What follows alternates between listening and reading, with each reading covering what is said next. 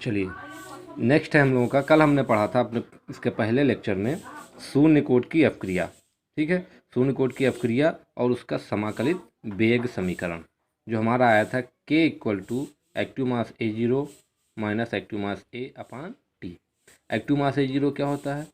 ये होता है अभिकारक की प्रारंभिक सांद्रता।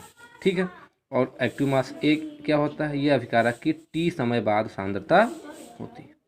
ठीक, चलिए अब हम बात करते हैं शून्य कोट की अपक्रिया में अगर हम ग्राफ प्लाट करें। ग्राफ किसके बीच में प्लाट करेंगे? वो प्लाट करेंगे टी समय बाद अभिकारक की सांद्रता और टाइम के बीच। ठीक है, ये देखिए हमने ग्राफ प्लाट किया है यहाँ पे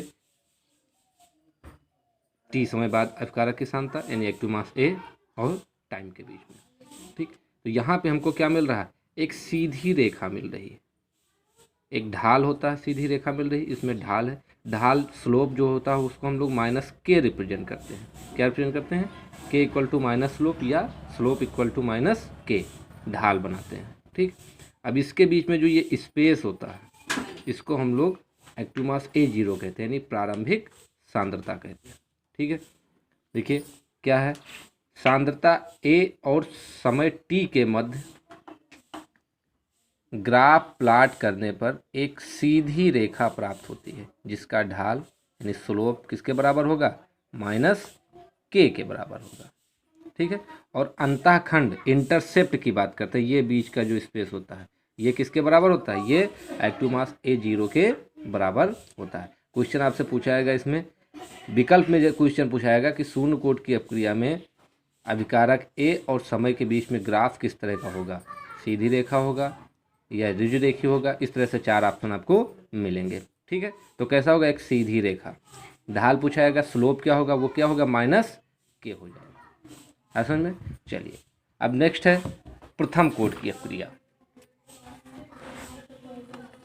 शून्य कोट की अपक्रिया खत्म हुई, अब हम लोग बात कर रहे हैं प्रथम कोट की अपक्रिया की। ठीक है, परिभाषा क्या होगा प्रथम कोट की अपक्रिया की?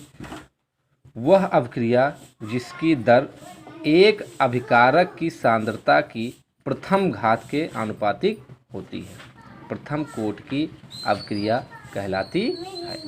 ठीक है, एक हम सामान्य अपक्रिया ले रहे हैं ए से उत्पाद।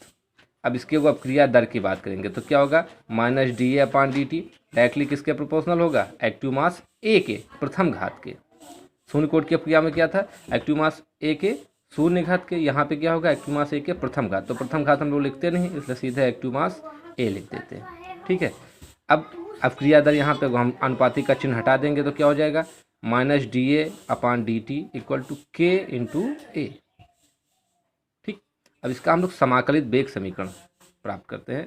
प्रथम कोट की अपक्रिया की समाकलित वेग समीकरण कैसे हमको मिलेगा? प्रथम कोट की अपक्रिया का समाकलित वेग समीकरण देखिए, मान लो प्रथम कोट की एक अपक्रिया ए से उत्पाद ये हो रही है, यदि अभिकारक ए की प्रारंभिक यानी t बराबर 0 पर सांद्रता स्मॉल ए, शून्य कोट की अपक्रिया में हमने कितना लिया था? एक्टिव मास A0, तो यहाँ पे एक्टिव मास A0 भी मान सकते हो या स्मॉल a मान सकते हो, और t समय पर सांद्रता a माइनस एक्स है।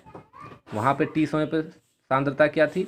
एक्टिव मास a थी, यहाँ पे हम क्या मान रहे हैं? a माइनस एक्स मान रहे हैं। तो t समय पर अपक्रिया की दर dx अपान dt होगी। तो dx अपान dt क्या हो, किसके बराबर होगी? dx अपान dt बराबर होगी k इंटू ए माइनस एक्स, क्योंकि अभी हम वहाँ पढ़ के आए हैं अपक्रिया की दर को ऊपर कि dx अपान dt या da अपान dt क्या था? अगर जो हम एक्टिव मास a के सापेक्ष करेंगे तो यहाँ पे da अपान dt हो जाएगा, x के सापेक्ष करेंगे तो dx अपान dt, तो da अपान dt करेंगे तो k इंटू ए हो जाएगा एक्टिव मास ए।